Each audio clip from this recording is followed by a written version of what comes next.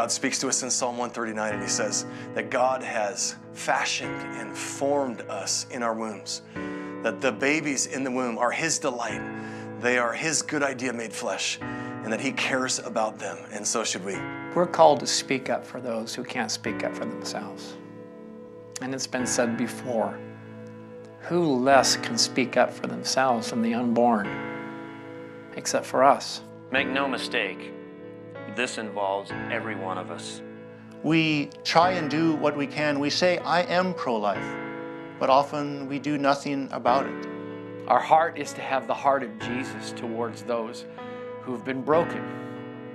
And so we seek together to seek their reconciliation, their forgiveness, and their wholeness, knowing that they too can make the decision to choose life. I found myself between the summer of my sophomore and junior year of high school. I was 16 and I found out that I was pregnant. And it was shocking, to say the least. I remember in that moment of that pregnancy stick showing 2 pink lines and realizing that I was pregnant, and my first thought was, if I am pregnant, then where are all the other babies? Because all of my friends were sleeping around, and just feeling like this was the end of my life. Like, I had so many plans for my future, and this was definitely not part of it. The last place that I wanted to go was to the church. I felt like I would be judged, that I would not be accepted, that I wasn't good enough, and that I'd been a fraud, and they would accuse me of that. Let us do what we can to reach out to women. Women that are contemplating, women that have already had abortions, and women that are in the midst of having the abortion itself.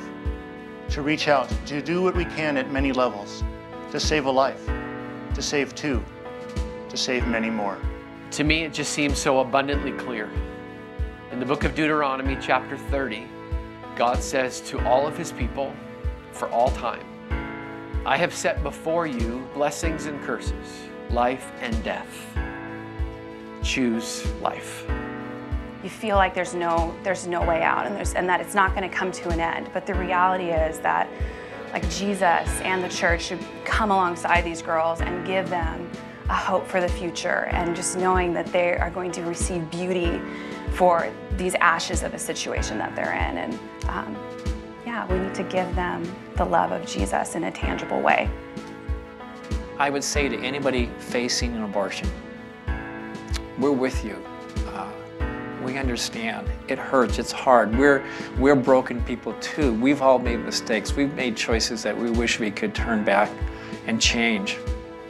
I want to encourage you to look at alternatives. The decision to give my son life, while it was the most difficult and still is difficult to live with, it is what Jesus wants. Like, he wants those children to have life. He says, let the little children come to me. He's constantly speaking about having a voice for the people that don't have a voice, and it's not our choice to end that life.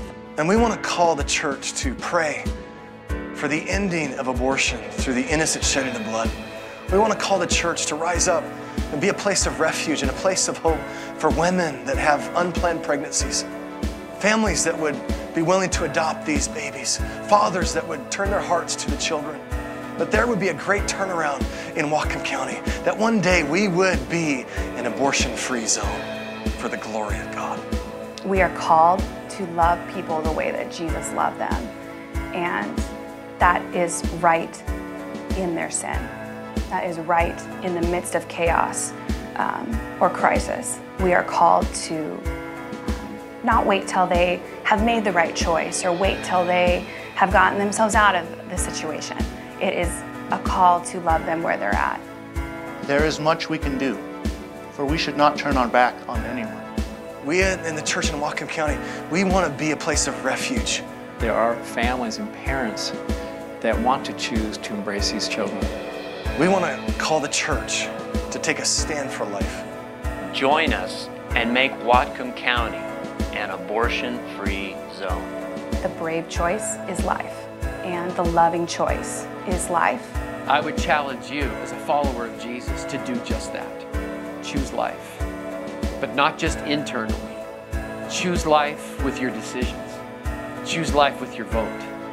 Choose life with your compassion. Choose life with your generosity.